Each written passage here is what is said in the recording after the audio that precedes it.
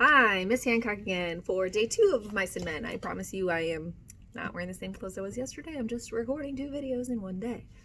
So the last time that you read of Mice and Men or saw of Mice and Men, we basically just learned that there are these 2 guys, George and Lenny. George seems to be in charge.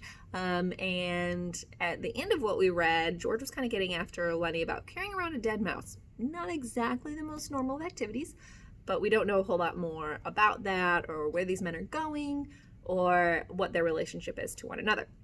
Hopefully at this point you have done the warm-up for today. Again, you can follow along as I read if you want because I've uploaded the pages. If not, you can just listen.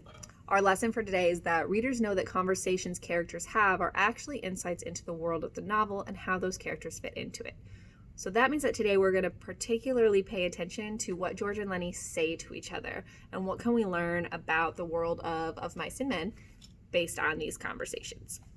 So the very last thing was George asking Lenny for the mouse, and we're actually starting right in the middle of that conversation. "Give it here," George says that to Lenny. Lenny's closed hand slowly obeyed. George took the mouse and threw it across the pool to the other side among the brush. "What you want of a dead mouse anyways?" "I could pet it with my thumb while we walked along," said Lenny. "Well, you ain't petting no mice while you walk with me. You remember where we're going now?" Lenny looked startled and then in embarrassment hid his face against his knees. "I forgot again." "Jesus Christ," George said resignedly. "Well, look, we're going to work on a ranch like the one we come from up north." "Up north?" "In Weed." "Oh, sure, I remember, in Weed. The ranch we're going to is right down there about a quarter mile. We're going to go in and see the boss.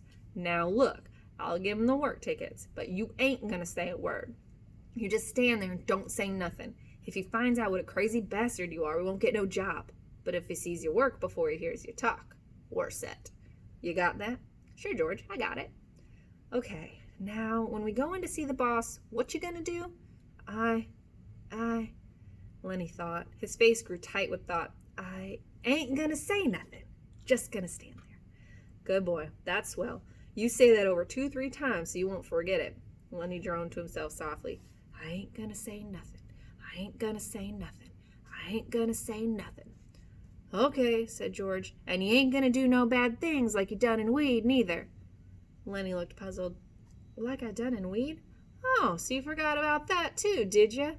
Well, I ain't gonna remind you. Fear you do it again." A light of understanding broke on Lenny's face. "They run us out of Weed," he exploded triumphantly.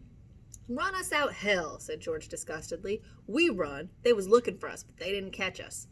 Lenny giggled happily. "I didn't forget that, you bet." George lay back on the sand and crossed his hands under his head, and Lenny imitated him, raising his head to see whether he were doing it right. "God, you're a lot of trouble," said George. "I could get along so easy and so nice if I didn't have you on my tail. I could live so easy and maybe have a girl." Okay, so again, learning more about George and Lenny's relationship.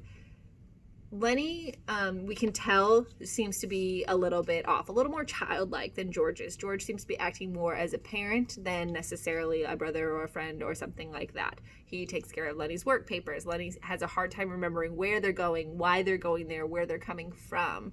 So we're learning a little bit more about that. So you'll see the first quote that I pulled for today. "You just stand there and don't say nothing. If he finds out what a crazy bastard you are, we won't get no job. But if he sees your work before he hears you talk, we're set." What that example tells me? People judge Lenny by his handicap and don't wait to find out if he's good at his job. This makes it seem like he is good at his job. So when people hear him talk and they realize that he's more childlike, they think he can't possibly do a good job and work an adult job. But George implies that if they see Lenny work and see how he works on the farm, that they'll realize he's perfectly capable of doing the job. So we can assume that probably something has happened in the past to make George think this. So he's told Lenny, don't talk. Do not say a word when we go there. And Lenny has promised he will remember. For a moment, Lenny lay quiet, and then he said hopefully, "We're going to work on a ranch, George." "All right, you got that. But we're going to sleep here because I got a reason." The day was going fast now. Only the tops of the Gavilan Mountains flamed with the light of the sun that had gone from the valley. A water snake slipped along on the pool, its head held up like a periscope. The reeds jerked slightly in the current. Far off toward the highway, a man shouted something, and another man shouted back. The sycamore limbs rustled under a little wind that died immediately. "George, Why can't we go on to the ranch and get some supper? They got supper at the ranch. George rolled on his side. No reason at all for you. I like it here. Tomorrow we're going to go to work. I seen thrashing machines on the way down. That means we'll be bucking grain bags, busting a gut. Tonight I'm going to lay right here and look up. I like it. Lenny got up on his knees and looked down at George. Ain't we going to have no supper? Sure we are if you gather up some dead willow sticks. I got 3 cans of beans in my bindle. You get a fire ready. I'll give you a match when you get the sticks together. Then we'll heat the beans and have supper. Lenny said, I like beans with ketchup. Well, we ain't got no ketchup. You go get wood. Don't you fool around. It'll be dark before long. Lenny lumbered to his feet and disappeared in the brush. George lay where he was and whistled softly to himself. There were sounds of splashings down the river in the direction Lenny had taken. George stopped whistling and listened. Poor bastard, he said softly, and then went on whistling again. So I started reading again before I went through all their quotes, and so actually I missed the one that says, they run us out of weed, where Lenny said. Weed is, of course, the name of the town they came from. Unfortunately, John Steinbeck did not realize that, 60 years later when kids would reading this, they might think that it meant something else. But it means the town they came from. And Lenny says that they've been run out of that town. So why do you think that's important? What do we kind of learn from that? George and Lenny, are they on the run? Did they just leave? Like, what do you maybe think is happening? Go ahead and fill in that box. And we also have George say, I could get along so easy and so nice if I didn't have you on my tail. So what is important about that? How is George feeling? And why does he keep Lenny around? We might not know the answer to that now, but we could maybe predict why it is that George takes care of Lenny.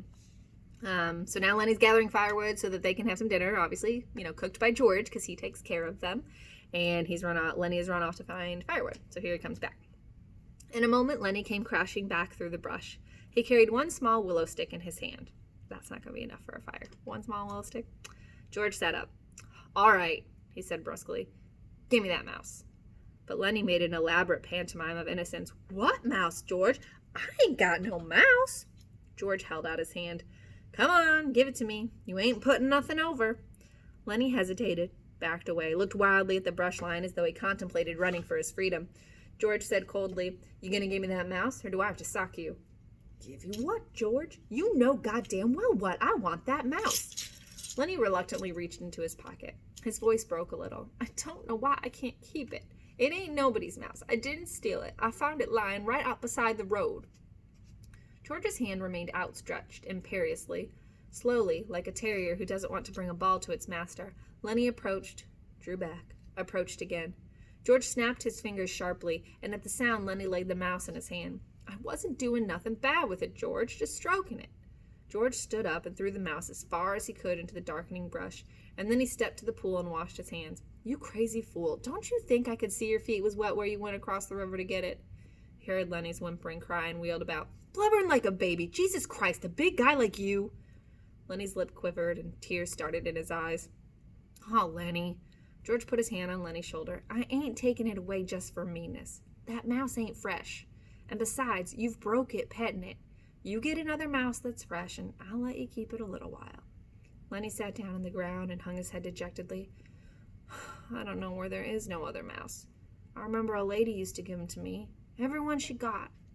But that lady ain't here. George scoffed. Lady, huh?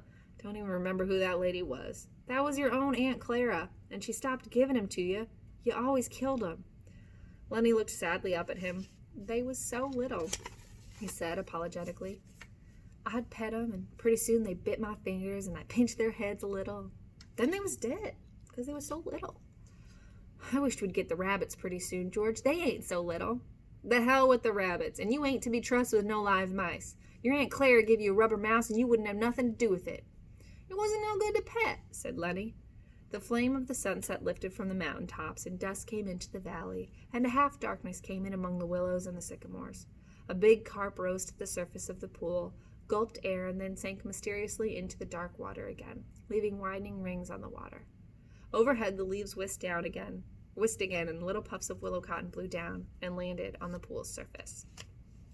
Okay, so to finish out this section, Lenny finds the dead mouse again in the underbrush.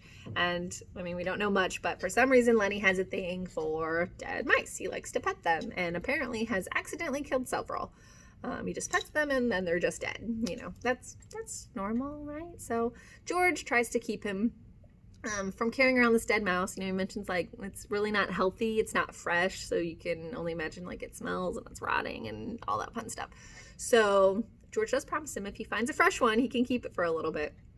And Lenny mentions that there was this woman who used to give it to him, and he doesn't even remember that's his own aunt. So again, more evidence that things are just a little bit different with the way Lenny's mind works, a little bit more childlike.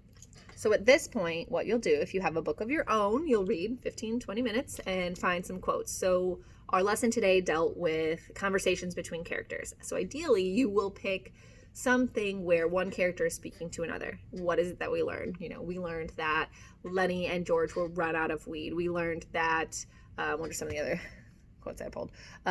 We learned that George is frustrated with Lenny, and we also learned that people tend to judge Lenny when they hear him talk. So what is something you can learn from the conversations your characters are having?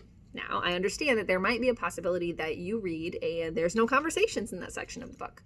If that's the case, then just pick 3 important lines from that section, put those in the boxes, and why you think those are important. What did you learn from them?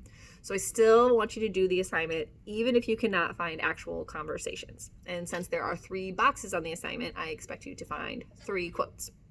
And I have also uploaded more of Unwind, so if you are choosing to read that book instead, you will use that for the assignment or use book on your own. Again, read 15-20 minutes, that's fine, and go ahead and complete the assignment. So that is day 2 of Mice and Men, and next week we will continue with day 3. If you have any questions, email me or any of your actual English teacher if you have Mrs. Knox or Miss Cooper, and we will be happy to help you out. Bye.